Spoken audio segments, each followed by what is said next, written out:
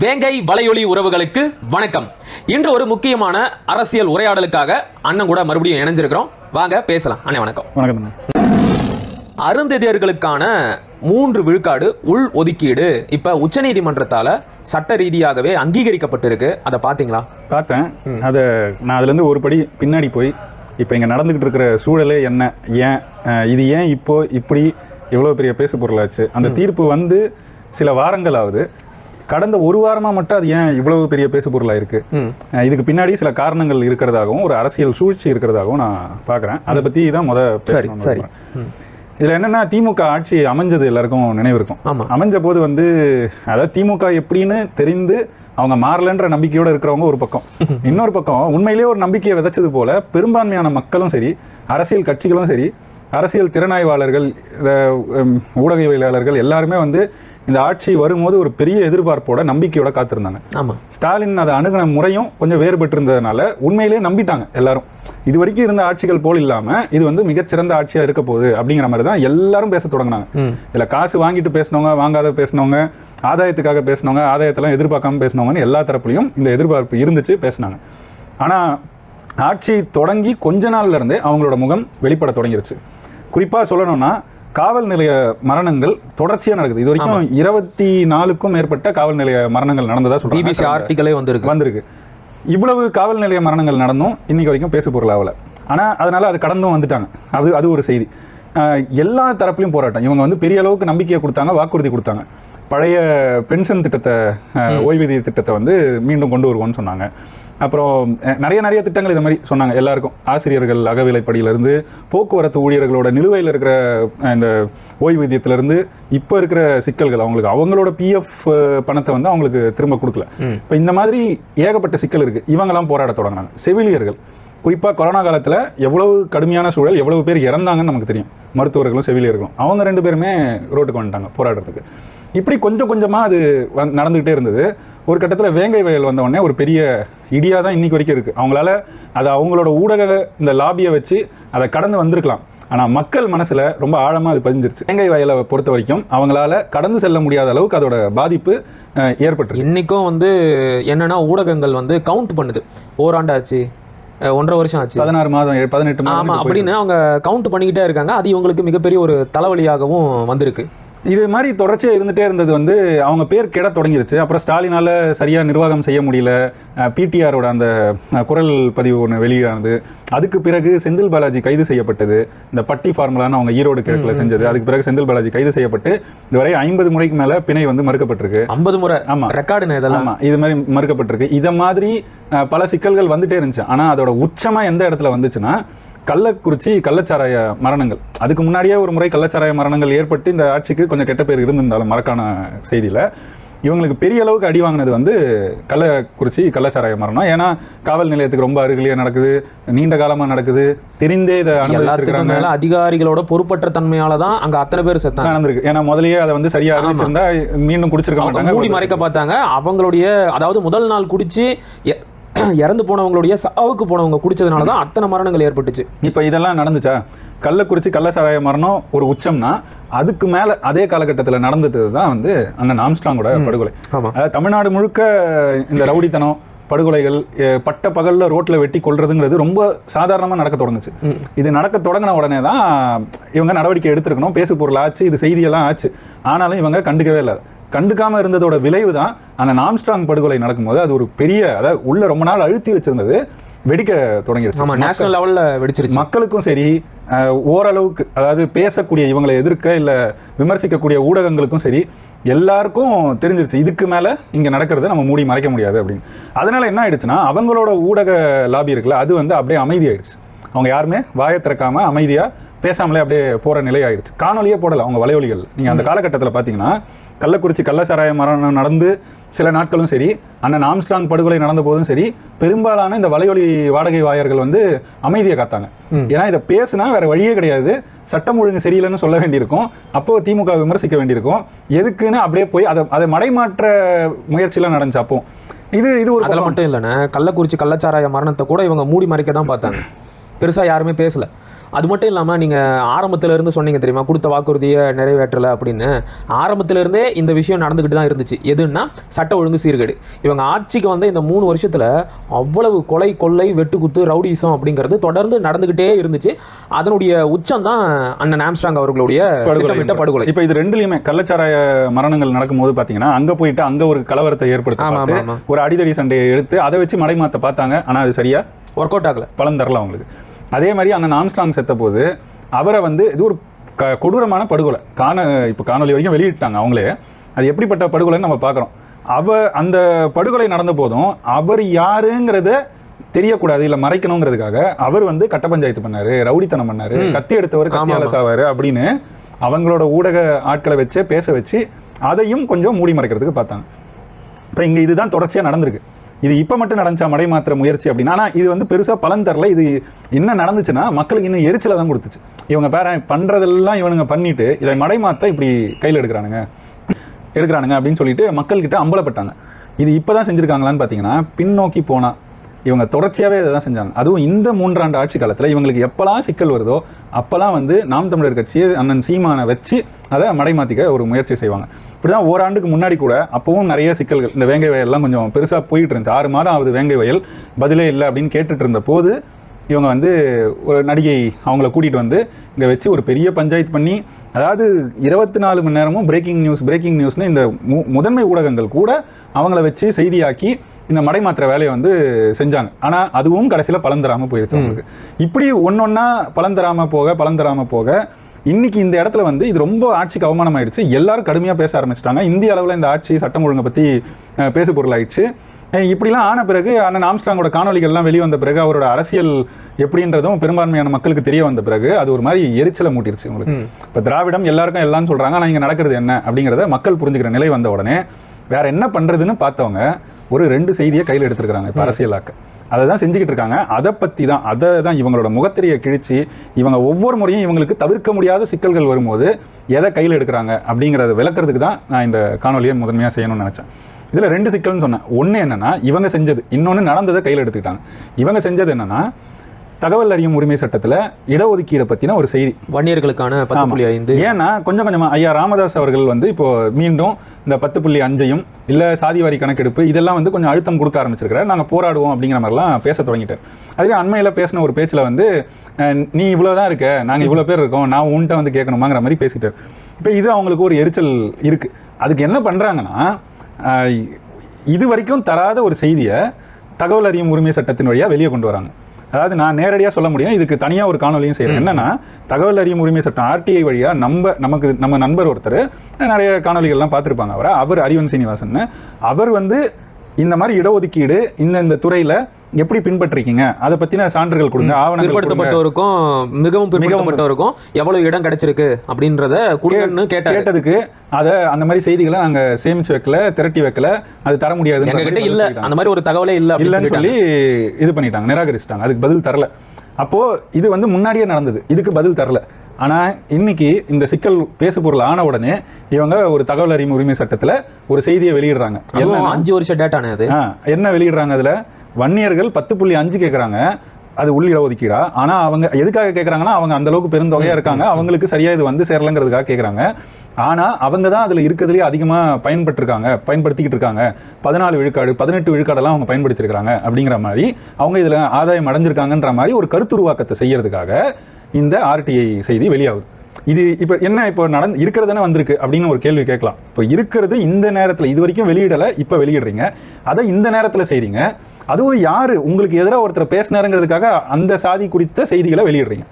இப்போ இதில் என்ன நடக்கும் அப்படின்னா உடனடியாக அந்த MBC பட்டியலில் இருக்கிற மற்ற எல்லா சாதிகளும் ஒன்றிணைஞ்சு நம்மளை இந்த திருப்பி இது வந்து ஒரு சாதிய மோதலுக்கான ஒரு சூழலை ஏற்கனவே ஏற்பட்டுடுச்சு. இந்த RTI வந்ததுல இருந்து DNC DTA டிநோட்டிஃபைடு கம்யூனிட்டி, இந்த DNCல இருக்கிற பல மிகவும் பிற்படுத்தப்பட்ட சமூகத்தை சேர்ந்தவர்கள் எல்லாருமே வன்னிய சமூகத்திற்கு எதிராக பேச தொடங்கிட்டாங்க. குறிப்பாக தென் மாவட்டங்களில் இருக்கிற சில யூடியூபர்களுடைய பதிவுகளை நான் பார்த்தேன். அவங்க இப்படி தான் பேசிக்கிட்டு இருக்காங்க. உள் இடஒதுக்கீடு இல்லாமலேயே நீங்கள் இவ்வளோ அனுபவிக்கிறீங்களே, இதில் உள் ஒதுக்கீடும் உங்களுக்கு கொடுத்துட்டா இதில் 10.5 உங்களுக்கு அதை தாண்டியே நீங்கள் வருவீங்களா அப்படின்னு சில புரிதலற்ற பதிவுகளையும் நான் பார்த்தேன், சில வன்மமான பதிவுகளையும் நான் பார்த்தேன். நீங்கள் சொல்கிற மாதிரி அழகாக தமிழ் சமூகங்களுக்குள்ள ஒரு பகை உணர்ச்சியை மூட்டி விட்டுடுச்சு இந்த திமுக. இதில் குறிப்பாக நான் ஏன் இதை சொல்கிறேன்னா, ஸ்டாலின் இந்த நிலைப்பாட்டில் முதல்ல இருந்து இருந்திருந்தாருன்னா இந்த கேள்வியை இப்போ நம்ம எடுக்க வேணாம். ஆமாம், ஏன்னா நீங்கள் அந்த நிலைப்பாட்டில் இருந்தீங்க, அதை மாட்டோம் அப்படின்னு முதல்ல இருந்தே சொல்லியிருக்கேன். ஆனால் முதல்ல என்ன சொன்னாங்க, சரியா கொடுப்போம், இது அவசர கதியில செஞ்சதுனால இது நடந்துருச்சு, நாங்க சரியா கணக்கெடுப்பு எடுத்து செய்வோம். அதுவும் கூட எப்போ சொன்னாருன்னா, ஆட்சிக்கு வந்த உடனே அதிமுக போட்டதுக்கு இவங்க அரசாணை வெளியிட்டுட்டாங்க, நீதிமன்றத்தால் ரத்து செய்யப்பட்ட பிறகுதான் நாங்க சரியா செய்வோம், கணக்கு எடுத்துட்ட பிறகு கொடுக்குறோம் அப்படின்னு சொன்னாங்க. அப்படி சொன்ன உடனே இது ஒரு நம்பிக்கையை ஏற்படுத்துது. சரி, இவங்க செய்வாங்க, அது 10.5 7 15 அது வந்து சரியா கணக்கு எடுத்து செய்வாங்க அப்படிங்கிறதுனால தான் காத்திருந்தாங்க. இதை எதோட ஒப்பிட்டு பார்க்கணும்னா, நம்ம அடுத்த பேச போற செய்தியில் இருக்கிற அருந்ததியர் உள்ளிட ஒதுக்கீடுக்கு என்ன பண்ணாங்க, ஏற்கனவே இருக்கிற சென்சஸ்ல எவ்வளவுன்னு சாதிவாரி இருக்கு கணக்கு, இருக்கிற கணக்கை எடுத்துக்கிட்டு 2.9 விழுக்காடு இருக்கிறவங்களுக்கு 3 விழுக்காடு உள்ளிட ஒதுக்கீடு கொடுத்தது ஐயா கருணாநிதி.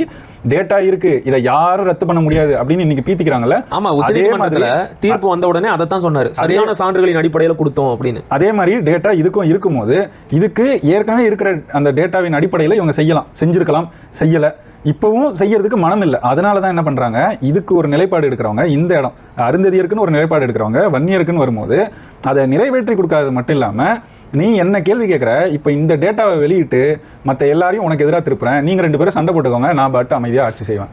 இதுதான் திராவிட மாடல். இது வந்து பாத்தீங்கன்னா பிரிட்டிஷ் ரூலிங் மாதிரி இல்ல, பிரித்தாலும் சூழ்ச்சி, நமக்குள்ளேயே ஒருத்தரை மூட்டி விட்டுட்டு அவங்க வந்து அந்த சண்டையில குளிர் காஞ்சிக்கிட்டு இருக்காங்க. இது இன்னைக்கு நேத்து இல்ல, தொடர்ச்சியா இதான் நடக்குது. திராவிட ஆட்சிகள் வந்த பிறகுதான் இங்க இவ்வளவு சாதி கட்சிகள் தோன்றுச்சு. இது ஒன்னே பெரிய சான்று. எதனால தொடங்குச்சு, யார் தொடங்கினாங்க, யார் தூண்டி விட்டாங்க? அதிமுகல இருந்து ஒருத்தன் வரானா, அவனை திமுகவில் நீ நேரடியாக எடுத்துருக்கலாம், என்ன வேணா செஞ்சிருக்கலாம். ஆனா அவனை என்ன சொல்றது, நீ போய் உன் சாதிக்கு ஒரு கட்சி தொடங்கு, இல்லைனா இங்கே ஒரு சூழலை ஏற்படுத்துறது. அது வழியாக அவன் என்ன பண்ணுறான், எனக்கு ஒரு அங்கீகாரம் கிடைக்கணும்னா எனக்கு என் மக்கள் என் பின்னாடி இருக்கிறாங்கன்னு காட்ட வேண்டியிருக்கு. அந்த சாதிக்கு ஒரு கட்சியை தொடங்குறது. உடனே அந்த கட்சிக்கு ஒரு வலு இருக்குது, அவர் தான் அந்த சாதியின் ஏகபோக பிரதிநிதி மாதிரி அவரை காமிச்சிக்கிறது.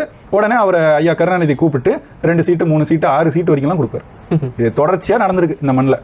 அதை ஊக்குவிச்சு நல்லா நடத்தி குளிர் காஞ்சிக்கிட்டு இன்னைக்கு வரைக்கும் ஆட்சி அனுபவிச்சுக்கிட்டு அவங்களுக்கு எந்த அதிகாரத்தையும் கொடுக்காம இந்த மாதிரி ஏதாவது அடிப்படை உரிமைகளை கேட்டால் கூட மற்றவனை அவங்களுக்கு எதிராக திருப்பி விடுறது இருக்குல்ல, இதுதான் சூழ்ச்சி அரசியல். இதைத்தான் கருணாநிதி தனம் சொல்றோம், இதைதான் திராவிட மாடல்னு சொல்றோம். இதை பார்க்குறவங்களுக்கு ஒரு விஷயத்தை நம்ம தெளிவுபடுத்திடலாம்னா அதுக்கப்புறம் மேற்கொண்டு பேசலாம். இதில் என்னப்பா சூழ்ச்சி இருக்குது, உள்ளதை தானே சொன்னாங்க, இருக்கிற டேட்டாவை தானே எடுத்து காட்டினாங்க அப்படின்னு அப்பாவித்தனமாக கேட்காதீங்க. அதுக்குள்ள மிகப்பெரிய சதியே இருக்கு. அண்ணன் சொன்ன மாதிரி அதை தனி காணொலியாக போடுறோம். உண்மை என்னன்னா, அப்படி ஒரு தகவலே இல்லைன்னு இவங்க முன்னாடியே சொல்லியிருக்கிறாங்க. இப்போ மட்டும் அந்த தகவல் எப்படி வந்தது அப்படிங்கிறது தான் கேள்வி. இல்லாத ஒரு தகவலை போலியா உருவாக்கி தமிழ் சமூகங்களுக்கு இடையில சண்டை மூட்டி விடுறாங்களோ அப்படிங்கிற ஒரு ஐயத்தின் அடிப்படையில் தான் நாங்கள் இதை பதிவு செய்கிறோம். அதை பற்றி தனி காணொலி வரும்போது உங்களுக்கு தெளிவாக புரியும். நீங்க மேற்கொண்டு தொடருங்க. டேட்டா வந்து பொய்யா இல்லையாங்கிறத கூட நான் கேள்வி கேட்கிறேன். எனக்கு அது தெரியாது. நீங்க டேட்டா இல்லைன்னு சொன்னீங்க, இப்போ திடீர்னு வெளியிட்டு இருக்கீங்க. இதுக்கு காரணம் என்ன? இல்லை, நானும் கூட அதை லாஜிக்கலாக தான் சொல்றேன். அது நம்ம அந்த வீடியோவில் பேசிக்கலாம். அதுல என்னன்னா, இது வந்த உடனே உண்மையா சரியா அறச்சீற்றம் கொண்டு இதை எதிர்த்தாரு அண்ணன் வேல்முருகன். ஆமா, இன்னைக்கு அவங்க கூட்டணியில் இருக்கிறாரு. அவர் திமுக உறுப்பினர் தான். ஏன்னா அப்படிதான் திமுக சின்னத்துல நின்று தான் ஒரு சட்டமன்ற உறுப்பினர் ஆயிருக்காரு. ஆனாலும் இது தவறு, எங்களுக்கு உள்ள நீங்க பகையை மூட்டி விடுறீங்க, அதுக்கு தான் செய்றீங்கன்றத வெளிப்படையா அண்ணன் பேசியிருக்கிறாரு. அதுக்கு முதல் அவரை வாழ்த்தணும். ஐயா ராமதாஸ் அவர்கள் இதை பெரிய அளவுக்கு போராட்டமா எடுப்பாருன்னு தான் எல்லாரும் காத்திருந்து பாக்குறாங்க. இன்னைக்கு வரைக்கும் அது வெளியிட்டு அமைதியாயிட்டு ஒன்றும் பெருசா நடக்கல. அது பார்ப்போம் வருங்காலத்தில் இது என்ன நடக்குது. ஆனா அவங்க எதிர்பார்த்த ஒரு என்ன சொல்றது, ஒரு வெளிப்பாடு இருக்குல்ல, ஒரு எஃபெக்ட் அதுக்கு திட்டத்தட்ட ஏற்பட்டிருக்கு. மற்ற சாதிகள்லாம் இப்போ இதை எப்படி எதிர்கொள்றது, இவங்களை எப்படி எதிர்க்கிறது, நம்மளும் உள்ளிட ஒதுக்கீடு கேட்கலாம். அது கேட்கும் போது என்ன ஆகும், எல்லாரும் கேட்கறாங்க, உங்களுக்கு கொடுத்தா எல்லாரும் கொடுக்க வேண்டியிருக்கும், அப்போ கொடுக்க முடியாதுங்கிற ஒரு நிலை வன்னியர்களுக்கு வரும்.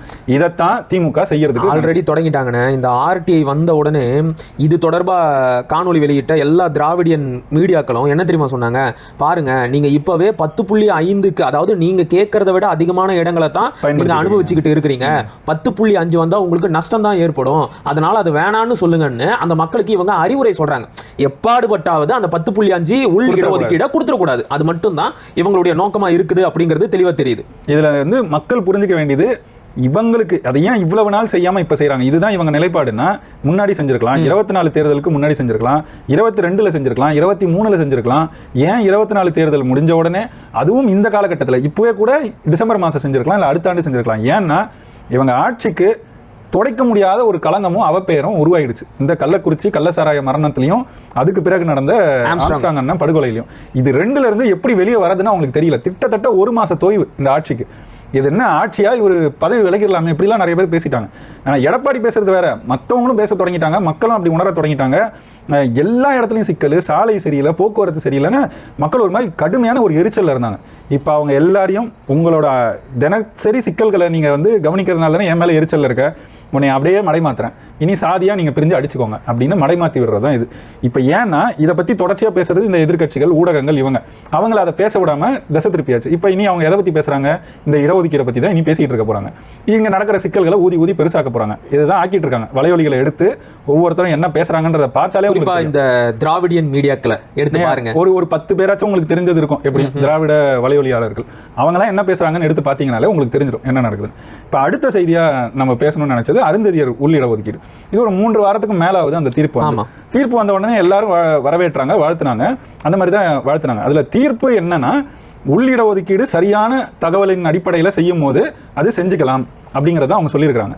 இதை தாண்டி ஒன்று கருத்தாக சொல்லியிருக்காங்க. ஏன்னா அங்கே வந்து வழக்கு வந்து வேற வழக்குக்காக உள்ளிடஒதுக்கீடு பற்றி பேசினதுனால அதை சொல்லிட்டாங்க. வழக்கில் அதை சொல்லியாச்சு, தெளிவுபடுத்திட்டாங்க. இருக்கலாம், அதுக்கு சாத்தியம் உண்டு சரியான தகவலின் அடிப்படையில் செய்யும் போதுன்னு. கூடுதலாக என்னன்னா ஒரு கருத்து சொல்லியிருக்காங்க. சொல்லுவாங்க, நிறைய வழக்குகளில் சொல்லுவாங்க, அப்படி சர்க்காரியா கமிஷனில் சொல்லப்பட்ட கருத்து தான் விஞ்ஞான ஊழல்ங்கிறது. அது தீர்ப்பா இல்லைனாலும் அது வந்து ஒரு கருத்தாக சொன்னது தான். அப்படி தான் இந்த வழக்கில் என்ன கருத்து சொல்லியிருக்காங்கன்னா, கிரீமி லேயரை கொண்டு வரலாம், பொருளாதார அளவீடு. அது பயன்பட்டவங்களே திரும்ப பயன்படுத்துறதுக்கு பதிலாக மற்றவங்களுக்கு போய் சேர்றதுக்கு ஒரு வழி அப்படின்னு சொல்லி அவங்க அதை வந்து ஒரு கருத்தாக சொல்லியிருக்காங்க. அந்த கருத்துக்கு கடுமையான எதிர்ப்பு இந்தியா முழுவதிலிருந்து வந்துச்சு. குறிப்பாக பாஜகவுடைய கூட்டணி கட்சிகள்கிட்ட இருந்து வந்த உடனே பாஜக அதை நாங்கள் நிறைவேற்ற மாட்டோம் அப்படின்னு சொல்லிட்டாங்க. அதனால அது முடிஞ்சிருச்சு. அது முடிகிற காலகட்டத்தில் தான் தமிழ்நாட்டில் பெரிய அளவுக்கு இது பேசு பொருளாகுது. ஏன் அப்படின்னா, அண்ணன் ரவிக்குமார் அவர்கள் சில செய்திகளை சொல்றாரு. அதாவது ஒரு டேட்டா வந்திருக்கு, அது அவரும் இதுக்கு எப்படி வந்துச்சு அந்த மாதிரி ஒரு டேட்டா வந்திருக்கு. எவ்வளவு மக்கள் தொகை அப்படின்னு வந்திருக்கு. தமிழ்நாடை பொறுத்த வரைக்கும் பட்டியல் சாதி மக்கள் 3 பிரிவாக பிரிக்கப்பட்டிருக்காங்க, இல்லை தொகுக்கப்பட்டிருக்காங்கன்றது தான் சரியா இருக்கும். முதல்ல வந்து பறையர்கள், அதான் ஆதி திராவிட பறையர்கள் அப்படின்னு சொல்றது. இது இதில் ஒரு குழப்பம் இருக்கு. எஸ்சிங்கிறதுக்கே மொத்தமாகவே ஆதி திராவிடர்கள்னு ஒரு பேர் தமிழ்நாட்டில். இந்த இழவு கருமாந்திர பேரை தான் மாற்றி தொலைங்கன்னு நம்ம சொல்றோம் முதல்ல இருந்து. ஏன்னா கேரளாவில் ஆதி கேரளர்னு இருக்கான், அதே மாதிரி கர்நாடகாவில் ஆதி கன்னடர்னு வச்சிருக்கான் பட்டியல், ஆந்திராவில் ஆதி ஆந்திரர்னு பட்டியல் வச்சிருக்கான். தமிழ்நாட்டில் இப்போ ஆதி தமிழர் தானே இருக்கணும், இங்கே மட்டும்தான் ஆதி திராவிடர்னு இருக்கு. ஏன்னா எந்த 3 மாநிலங்களை சேர்ந்தவங்களும் இங்க வந்து பட்டியலில் இருக்கிறாங்க. அதனால இந்த நிலை இருக்கு. ஒண்ணு. ரெண்டாவது என்னன்னா, பறையர்களுக்கு பறையர்னு பேரு அந்த தொகுப்புக்கு. அது இல்லாம ஆதி திராவிட பறையர்னு பேரு, ஆதி திராவிட பறையர், இப்படி இவங்களுக்கு பேரு. அதே மாதிரி முன்னாடி வந்து பல்லர்ன்ற பேர்ல இருந்தாலும் இப்போ வந்து தேவேந்திர குல வேளாளர்ன்ற பேர்ல தான் அந்த தொகுப்பு இருக்கு. இதுல வந்து 7 சாதிகள் இருக்கிறதா சொல்றாங்க. அதே மாதிரி இன்னொரு 7 சாதிகளின் தொகுப்பா தான் அருந்ததியர் இருக்காங்க. இப்ப இப்படித்தான் 3 தொகுப்பா இந்த எஸ்சிக்குள்ள இருக்கிற பட்டியல் வந்து தொகுக்கப்பட்டிருக்கு. சரி, இப்படி தொகுக்கப்பட்ட பட்டியல்ல இவங்களுக்கு இருக்கிற 18 விழுக்காடு இடஒதுக்கீட்டுல அருந்ததியருக்கு மட்டும் உள் இடஒதுக்கீடா 3 விழுக்காடு கொடுத்துருக்காங்க. ஏற்கனவே 2009-10 ஐயா கருணாநிதி கொண்டு வந்த அந்த திருத்தத்தின் வழியா அவங்க இந்த 15 ஆண்டுகளை அதை வந்து பயன்படுத்திட்டு வந்திருக்கிறாங்க. அந்த பயன்படுத்திட்டு வந்தது பயன் தந்திருக்கா இல்லையா அப்படிங்கிறதெல்லாம் ஒரு செய்தி, அதை ஒரு பக்கம் வைப்போம். ஆனால் இதை வச்சு இங்கே நடக்கிற அரசியல் இருக்குல்ல, அதை தான் நம்ம ஆழமாக பார்க்க வேண்டியிருக்கு. இப்போ இது வருது, இந்த டேட்டாவை எடுத்து போட்டு இவங்க 2.9 விழுக்காடு பேர் இருக்காங்க, அவங்களுக்கு இதை கொடுத்துருக்கு. இதை மாதிரி கொடுக்கும்போது என்ன நடக்குது அப்படின்னா, இங்கே உள்ள ஏற்கனவே வேற்றுமைகள் இருக்குது சரியா. இதை வந்து ஹோமோஜீனியஸ்னு கன்சிடர் பண்ணணும். ஹெட்ரோஜீனியஸ்னா என்னன்னா, பண்பாட்டு ரீதியாக இவங்க பிரிஞ்சிருக்கிறாங்க அப்படிங்கிறது, அது பண்பாட்டு ரீதியாக பிரிஞ்சிருக்கிறாங்கன்றது தான் உண்மை அப்படின்னு பல பேர் சொல்கிறாங்க. நம்மளை இது வந்து பிரிக்கிறதுக்கான சதி அப்படின்னு அண்ணன் ரவிக்குமார் போன்றவர்கள் சொல்கிறாங்க. காரணம், ஆனால் திருமாவளவன் அண்ணனும் அதான் சொல்கிறேன். காரணம் என்னன்னா, எஸ்சி நம்ம ஒன்றா இருந்தால் ஒரு பெருந்தொகையான மக்கள் நம்ம வந்து உரிமையை கேட்க முடியும். ஆனால் நீங்கள் அதை பிரித்தா, இப்படி கூறு போட்டுட்டா நமக்கு அந்த வலிமை கிடைக்காது. நம்ம போய் ஏதாவது ஒன்று கேட்கும்போது வலிமையாக கேட்க முடியாது. இது தாண்டி இன்னொரு செய்தி என்னன்னா, மாநில அரசுகளே இந்த உள் இடஒதுக்கீடை வந்து சரியான தகவலின் அடிப்படையில் மாநில அரசுகளே செஞ்சுக்கலான்னு இந்த உச்சநீதிமன்ற தீர்ப்பு சொல்லும்போது, மாநில அரசுகள் இதில் அரசியல் காரணத்துக்காக, இப்போ ஒரு தொகையான மக்கள் இருக்காங்கன்னா அவங்களோட வாக்குகளை பெறுறதுக்காக அவங்க இந்த உள் இடஒதுக்கீடுலாம் செஞ்சாங்கன்னா சரியாக வராது அப்படிங்கிற அடிப்படையில் இவங்க என்ன சொல்கிறாங்க, விசிகாலாம் இதை மாநில அரசு கொடுக்கக்கூடாது, மத்திய அரசு கொடுக்கணும் அப்படிங்கிறாங்க. ஏன் அப்படின்னா, அங்கே வந்து இந்த மாதிரி செய்ய மாட்டாங்க. ஏன்னா அப்படி செஞ்சால் இந்தியா முழுக்க 30 கோடி பேர் இருக்காங்க, 30-35 கோடி பேர் இருக்காங்க, 30 விழுக்காடு பேராவது பட்டியல் சாதியை சேர்ந்தவங்க, இத்தனை கோடி பேரை வந்து அது பாதிக்கும் அப்படிங்கிற எண்ணத்தில் இதை வந்து செய்ய மாட்டாங்க. அவங்களுக்கு வந்து ஒரு மாநிலத்தில் இவ்வளோன்னு இருக்கிற தொகை வந்து ஒரு பெரிய தொகையாக தெரியாது, அதனால செய்ய மாட்டாங்கன்றாங்க. இங்கே சூழ்ச்சியாக செய்வாங்கன்னா அங்கே செய்ய மாட்டாங்களா?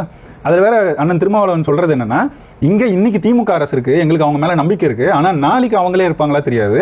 இந்த சட்டத்தை பயன்படுத்தி நாளைக்கு வேற யாரோ ஒருத்தர் தவறாக வேற எதுவும் செஞ்சிடக்கூடாது, அதுக்கான உள் இடஒதுக்கீடை வேற மாதிரி எதுவும் வேற யாருக்கும் கொடுத்துடக்கூடாது. இப்போ வேற எதுவும்னா, நான் இன்னும் வெளிப்படையாக சொல்லணும்னா, அண்ணன் ரவிக்குமார் எழுதியிருக்கிற ஒரு பதிவில் அவர் சொல்றதே சொல்லலாம்.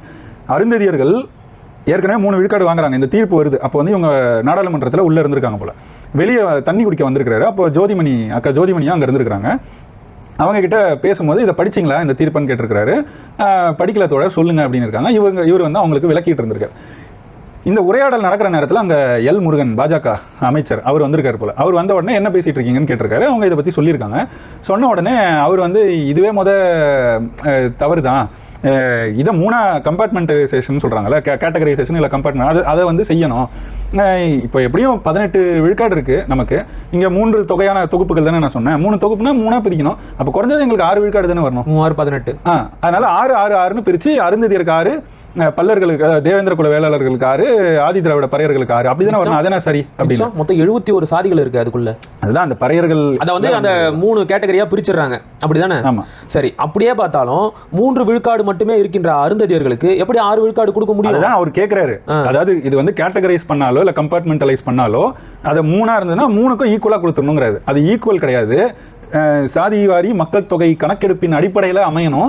அப்படி அமைஞ்சா உங்களுக்கு 3 அதிகம் 2.9 தான் சரி அப்படிங்கிறது ஒரு கருத்தா இருந்தாலும் அவர் 6 கேட்கிறாரு.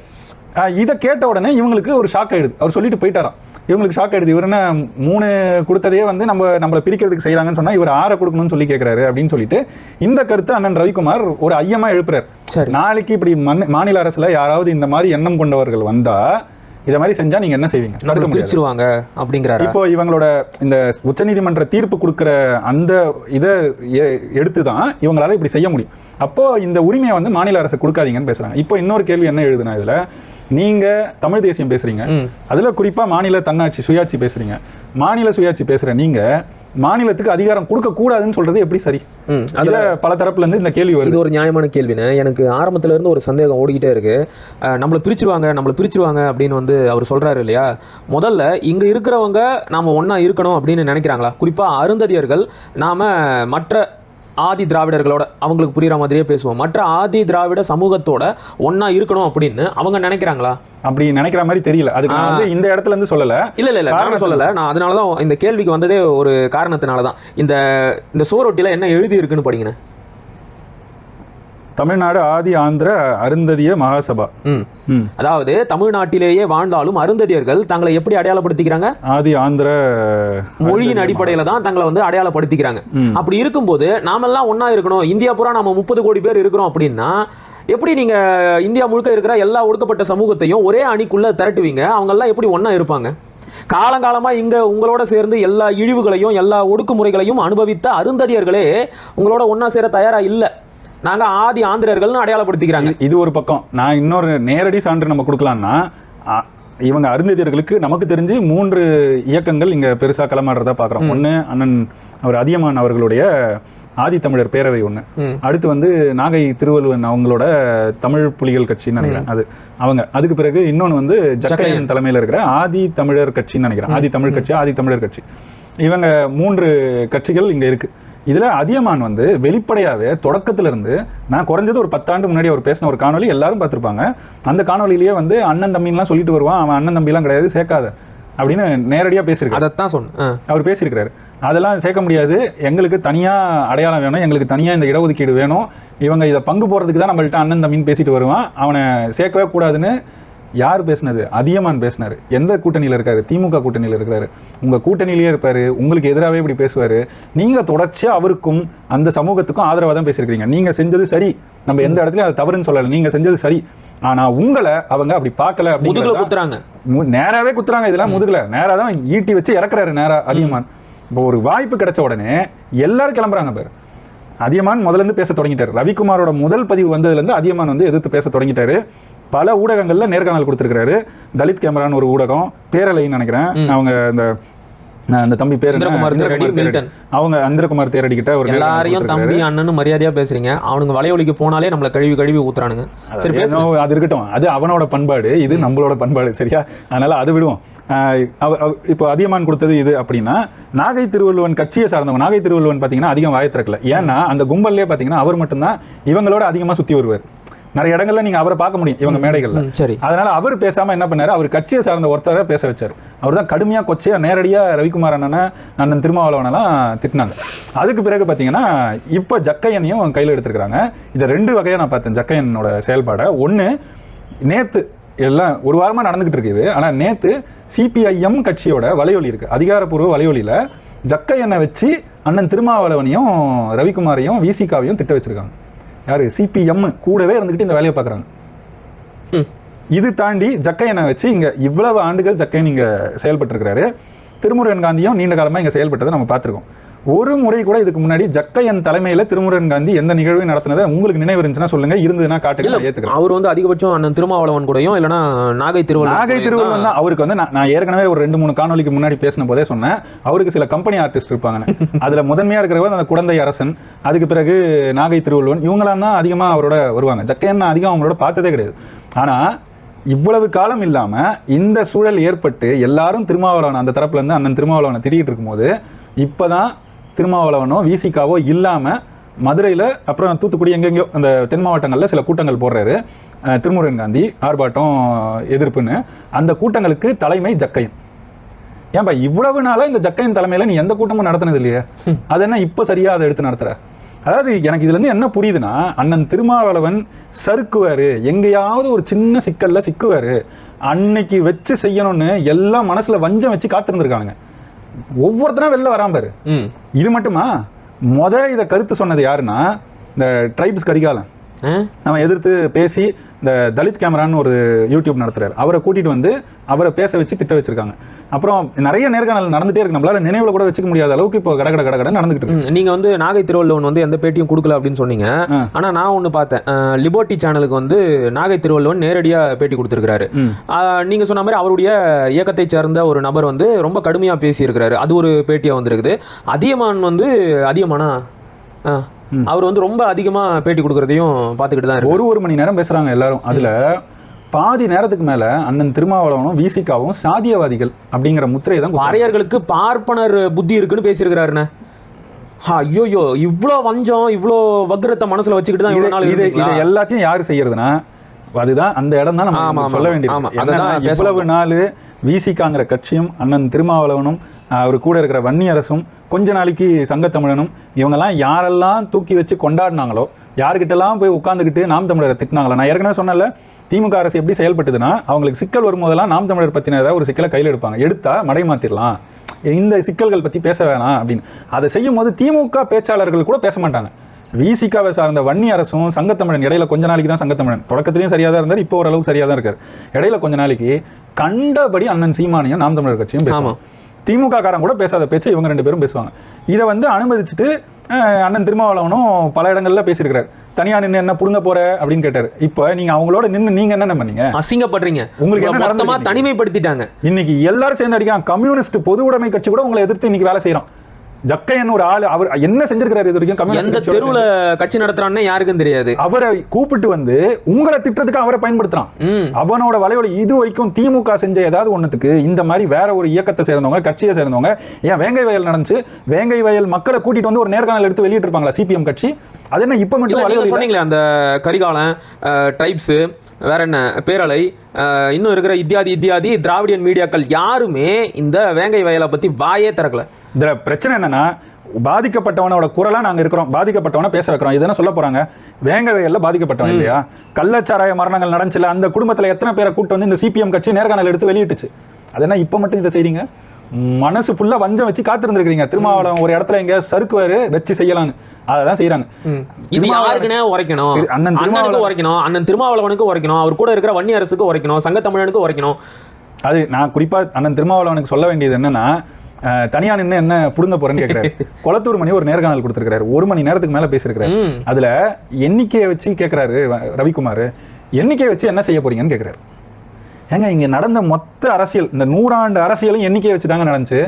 இவ்வளவு பேர் 3 விழுக்காடு இருக்கிற பாப்பான் 90 விழுக்காடு இடங்களை அபகரிச்சுக்கிறான் அப்படின்றதுல இருந்து தாங்க இங்க அரசியலே தொடங்குச்சு. 100 ஆண்டு அரசியல் அதை மடை மாத்துறீங்க. இப்ப எண்ணிக்கை எதுக்கு பேசுறேன்னு கேக்குறீங்க.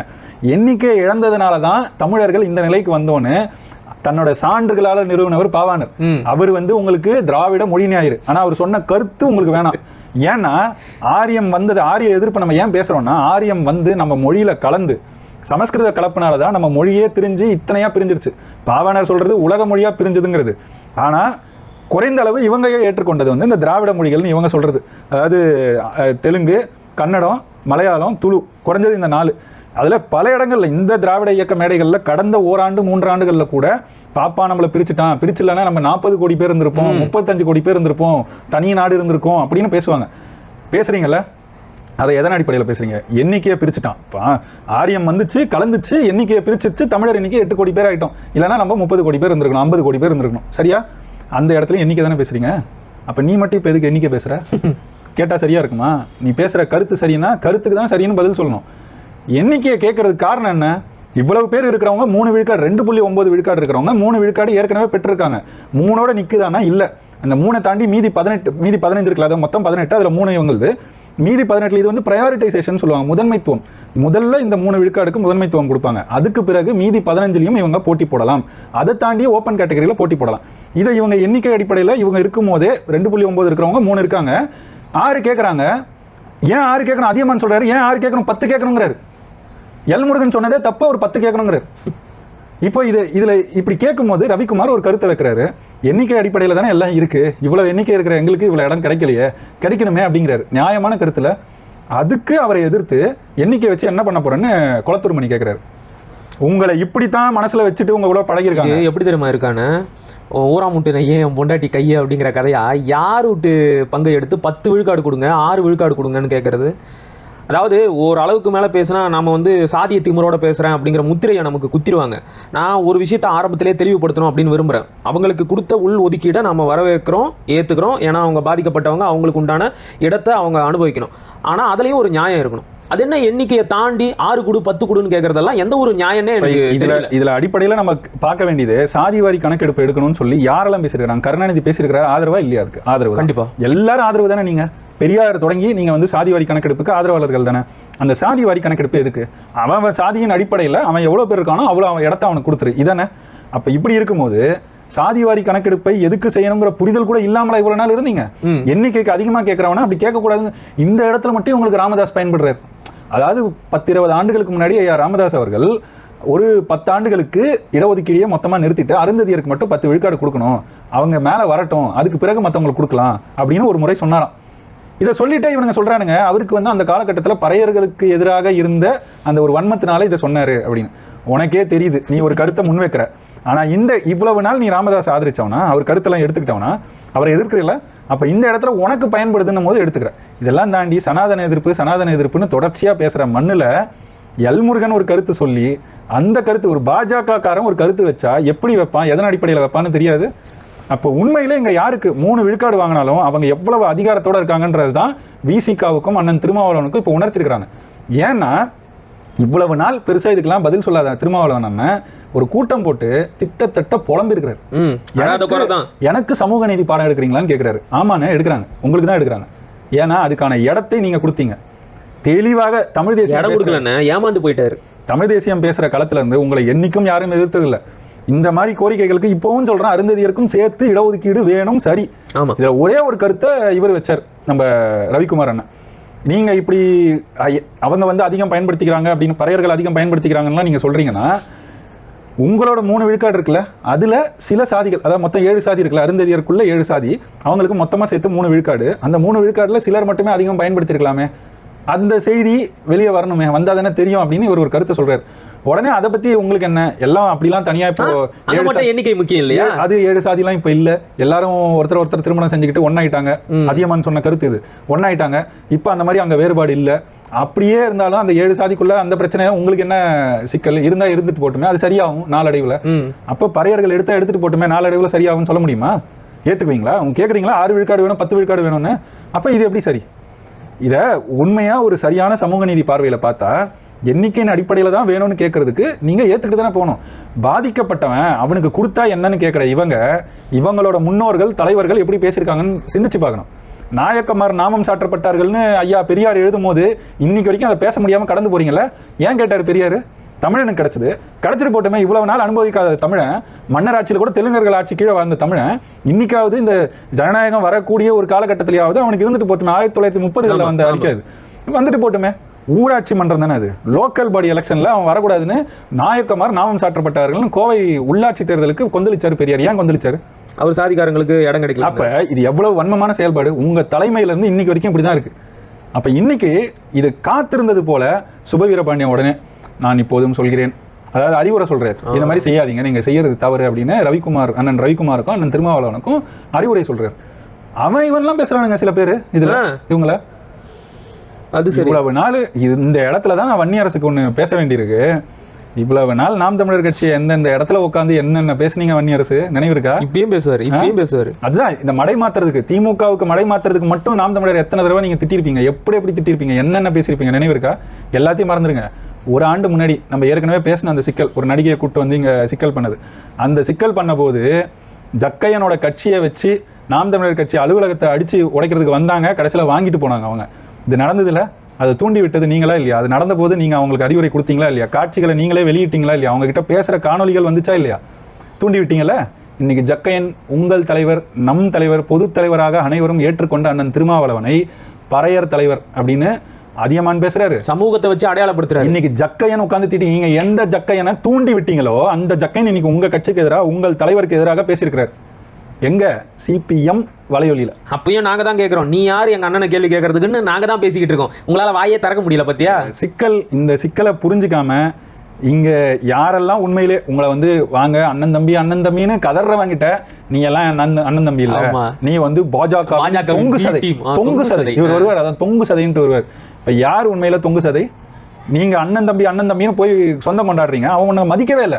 ஆனா இங்க ஒருத்தன் அண்ணன் தம்பின்னு சொல்றான், அவனை நீங்க அசிங்கப்படுத்தி கொச்சப்படுத்தி கேவலமா பேசுவீங்க. அதானே நம்மள தொங்கு சதைன்னு சொன்னார்ல.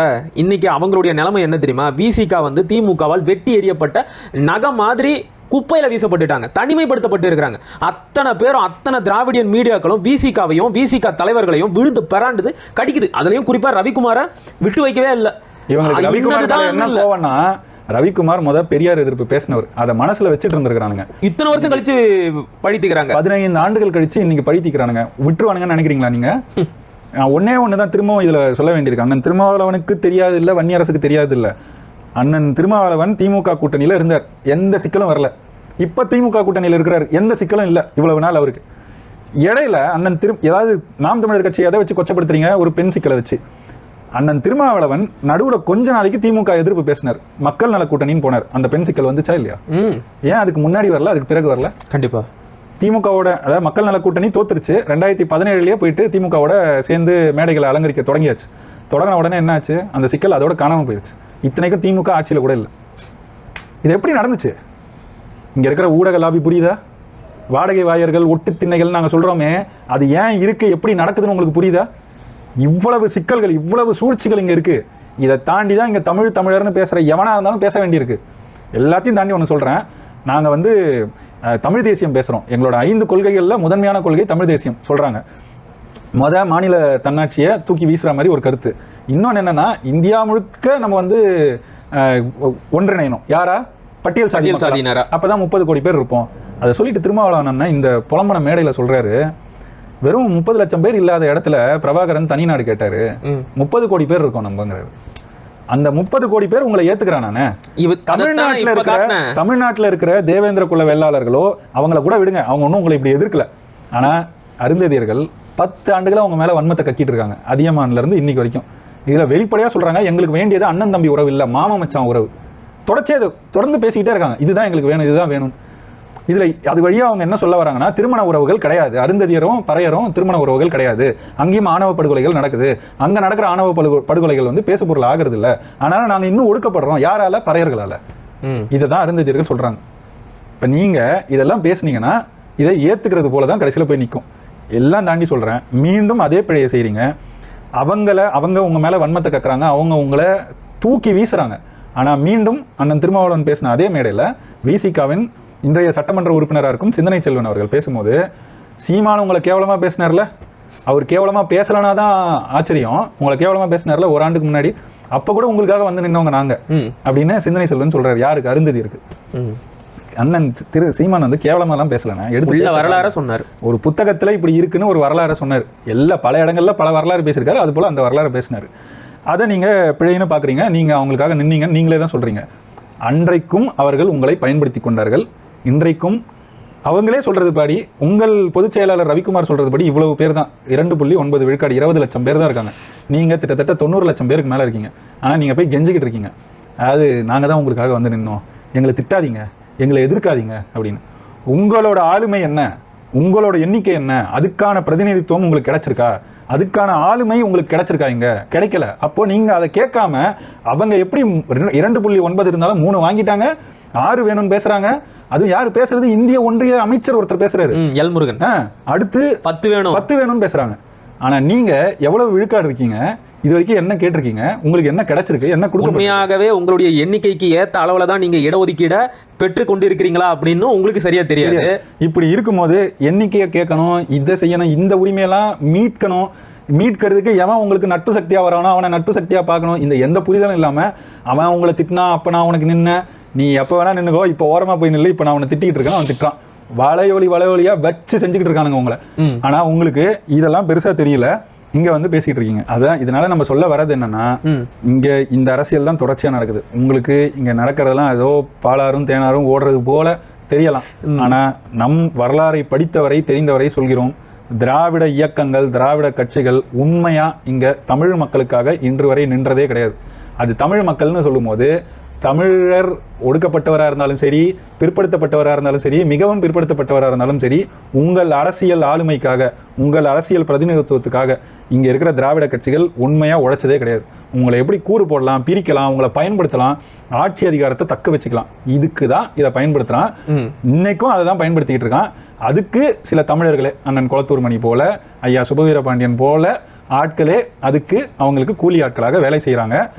உங்களை போன்ற சக தமிழர்கள், தமிழர்களின் உரிமைக்காக, ஒடுக்கப்பட்டவர்களின் உரிமைக்காக தொடர்ச்சியா நிக்கிறவங்க, சமரசமற்று பேசுறவங்கள இப்படித்தான் காயடிச்சு வெளில நகர்த்துறாங்க. அதாவது தெளிவா சொல்லணும் அப்படின்னா, இன்றைக்கு இருக்கிற கேடுகட்ட ஆட்சி, அது தொடர்பான விமர்சனம், இதுல எல்லாம் இருந்து திமுக தன்னை தற்காத்துக் கொள்வதற்காக விசிகாவை பலி கொடுத்திருக்கிறாங்க. சரியா? அடுத்ததா வன்னியர்களை முன்னிறுத்தி வன்னியர்களுக்கும் மற்ற சமூகங்களுக்கும் இடையில ஒரு பிரச்சனையை மூட்டி விட்டு இருக்கிறாங்க. இந்த பிரச்சனைக்கு நடுவுல அவங்க தங்களுடைய ஆட்சியை காப்பாத்திக்கிறாங்க. தெளிவா புரியுதா? இததான் இவ்வளவு நேரமா அண்ணன் வந்து தெளிவா விளக்கி சொல்லிக்கிட்டு இருக்காரு. இங்க வந்து மிக தெளிவான ஒரு சோசியல் இன்ஜினியரிங் நடந்துகிட்டு இருக்கு. திராவிடம் என்னைக்குமே தமிழர்களுக்காக நிக்காது, தேவை ஏற்பட்டால் தமிழர்களை பலியிடக்கூட தயங்காது அண்ணன் சொல்லிக்கிட்டு இருக்காரு. 2009 காலகட்டத்தில் ஒன்றாக இருந்த அண்ணன் திருமாவளவனும் ஐயா ராமதாசும் பிரிந்தது எப்போது, எதனால்? அங்க இருந்து தொடங்குது இந்த அரசியல். இதுக்கு முன்னாடி இதே மாதிரி நடந்திருக்கு. ஆனா குறைந்த அளவு அண்மை கால வரலாறு பாத்தீங்கன்னாலும் அந்த இடத்துல இருந்து தமிழர்கள் ஒன்றிணைஞ்சா திராவிடன் விழிச்சுக்குவான், உங்களை உடனே பிரிக்கிறதுக்கு வேலை செய்வான். இங்க நடந்ததும் அதுதான். சில சமிக்ஞைகள் விசிகா தரப்புல இருந்து இந்த 24 தேர்தல் முடிஞ்சதுல இருந்து நீங்க பார்த்திருக்க கூடும். அதையும் திராவிடம் கணக்கில் எடுத்திருக்கிறது. நீங்க பார்த்துக்கிட்டே இருங்கண்ணே, வன்னியருக்கு ஒரு ஆர்டிஐ வந்துச்சு இல்ல, அதே மாதிரி ஒரு ஆர்டிஐ இன்னும் கொஞ்ச நாள்ல பறையர் சமூகத்திற்கும் வரட்டும். வந்தாய் அதெல்லாம் எதிர்கொள்றதுக்கு அநியமா தான் எல்லாரும் இருக்காங்க. இப்ப நம்ம சொல்றது என்னன்னா, இருக்கிறத விட அதிகமா யாரும் வாங்கிட போறது கண்டிப்பா. அப்போ வாங்குறோம்னா நீ சரியா சாதிவாரி கணக்கெடுப்பு எடுக்கிற வரைக்கும் இவங்க இருக்கிறத விட அதிகமா வாங்கினாங்கன்னு உன்னாலேயும் எங்கேயும் வந்து சொல்ல முடியாது. அப்போ நீயும் வேற வழி இல்லை. அதனால அதை சொல்லி அவங்க வந்து நம்ம எதிர்கொள்ள சரியான பாயிண்ட். சரியா? அதனால அது சிக்கல் இல்லைன்னு நினைக்கிறேன் நான். இங்க நடக்கிற இந்த சூழ்ச்சி, இவங்க என்னைக்கும் தமிழர்கள் ஒன்றிணைவதை விரும்ப மாட்டாங்க, தமிழர்களை கூறு போடுவாங்க, அதுக்கு எந்தெந்த அரசியல் பயன்படுத்தோ பயன்படுத்துவாங்க. இன்னைக்கு இந்த வன்னியர்களுக்கு எதிராக மற்ற சமூகங்களை தூண்டிவிடும் அந்த ஆர்டிஐ உச்சநீதிமன்ற தீர்ப்பின் வழியாக அருந்ததியர்களுக்கும் பறையர்களுக்கும் பல்லர்களுக்கும் அல்லது தேவேந்திர குல வேளாளர்களுக்கும் எதிராக ஒரு அரசியல். இதை இன்னைக்கு மூட்டி விட்டது இன்னைக்கு கொழுந்து விட்டு எரிஞ்சுக்கிட்டு இருக்கு. மொத்த கட்சிகளும் இயக்கங்களும் இன்னைக்கு விசிகாவுக்கு எதிராக நிற்குது. மொத்த மிகவும் பிற்படுத்தப்பட்ட சமூகங்களும் வன்னியர்களுக்கு எதிராக நிற்குது. இன்னைக்கு இது எந்த நேரமும் ஒரு பெரிய சமூக சிக்கலா, சாதிய மோதலா ஆகிறதுக்கான வாய்ப்புகள் மிக மிக அதிக அளவு இருக்கிற சூழல்ல இன்னைக்கு தமிழ்நாடு இருக்கு. இதை ஏற்படுத்தினது இந்த திமுக அரசு தான். அவங்க மேல இருக்கிற களங்கங்களை துடைக்கிறதுக்காக இல்லைன்னா மறைக்கிறதுக்காக அவங்க ஏற்படுத்தின ஒரு திரை தான் இது. அந்த திரையில வர காட்சிகளை தான் இப்ப நம்ம பார்த்துக்கிட்டு இருக்கோம். மக்கள் இந்த சூழ்ச்சியை புரிஞ்சுக்கணும். மக்களுக்காக களமாடுற இந்த கட்சிகளும் இயக்கங்களும் உண்மையாக இங்கு நடக்கும் அரசியலை அவர்களை விட ஒன்றும் நமக்கு அதிகம் தெரிஞ்சிடாது. ஆனால் நமக்கு தெரிஞ்ச மொழியில எளிமையாக சொல்கிறோம். புரிஞ்சு இதுல இருந்து தங்களை தற்காத்து கொண்டு மக்களுக்காக தொடர்ந்து களமாடுவாங்கன்னு நம்ம எதிர்பார்க்குறோம். நன்றி, வணக்கம்.